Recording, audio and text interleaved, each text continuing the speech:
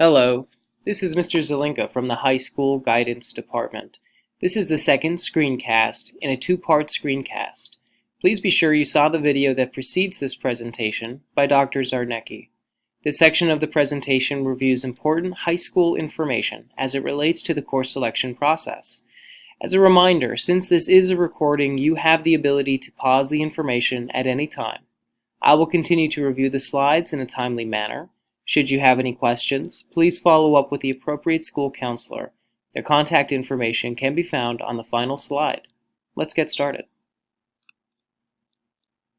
First, I want to review with you your Central York High School graduation requirements. As you can see, successful completion of high school means that you will have completed 4 English credits, 3 math credits, 3 science credits, 3 history credits, 2 health and PE credits, and a total of 13 electives. Additionally, learners are responsible for successful completion of the Keystone requirement. Each year, learners are scheduled for 8 credits and are permitted to advance credit over the summer. Learners concerned with the NCAA need to track their credits if they wish to be accepted in the NCAA clearinghouse. This is vitally important for learners wishing to pursue college athletics. Please meet with your school counselor to get information as early as possible. You will also notice that grade level is determined by the amount of credits a learner begins the academic year with. If a learner attempts the first year and only earns 5 credits, that learner will begin the following year in the 9th grade. To be in the 10th grade, learners must earn at least 7 credits their first year. To be in the 11th grade, learners must earn at least 14 credits their sophomore year. To be in the 12th grade, learners must earn at least 20 credits. Graduates must have earned 28 credits in key areas. Each year, learners will schedule at least 8 credits that should include 1 English, 1 math, 1 science, 1 history, and a combination of health and PE elective credits. A reminder, when choosing your academy strand, freshmen will pick an academy when they're choosing their classes. Sophomores and juniors, you've already selected an academy. However, if you're interested in changing, please see your school counselor. If a learner is considered a college-bound student, he or she will be encouraged to consider taking a world language, if not done so already. Students who wish to remain competitive in the college application process will take at least 2 consecutive years of a language. This means a learner will complete at least the first 2 levels of the same language. It is important to note that world language is not a requirement for graduation. Options at the high school include Chinese, French, German, Japanese, Latin, and Spanish. All language classes are available in the 9th grade year.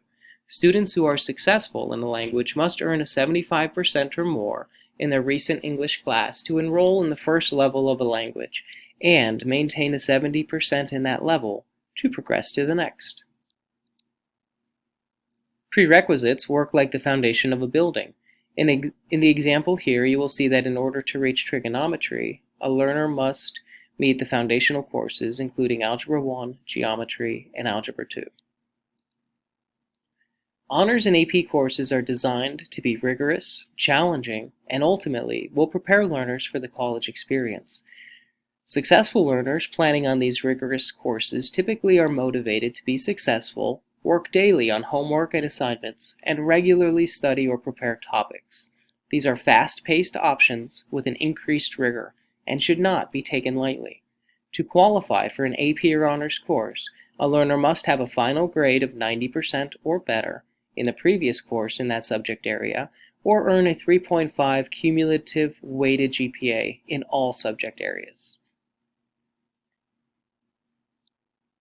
Sometimes, I have found that some learners might bite off more than they can chew when picking classes.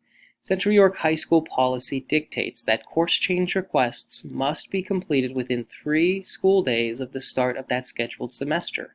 A learner needs to schedule an appointment with the school counselor within this time frame. Any changes after this point will result in a withdrawal-fail grade on a transcript. A recorded withdrawal-fail reflects very poorly on a transcript and significantly impacts GPA and rank. The only exception to this policy would be if a doctor's note was provided stating that the courses needed to be dropped due to a health or medical reason. We have also spent some time compiling tips from upperclassmen. I have heard from students in the past who selected their entire schedule with their best friend. Unfortunately, sometimes bad things happen and friendships fall apart. Those learners are forced to then be in these courses until the semester changes. Learners are encouraged to pick courses that interest them, which are lined up with their career path. Additionally, learners are recommended to split core classes between semesters. It's also a good idea not to put all of your favorite classes in one semester. When scheduling, treat world language and honors level elective courses as if they are core classes. Some colleges want to see English and math in the senior year.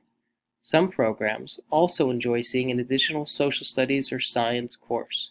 Just because you don't need 4 science credits to graduate doesn't mean you shouldn't schedule that. Finally, if you are a learner with an individualized education plan, your CLC teacher is a great resource to talk through options for classes.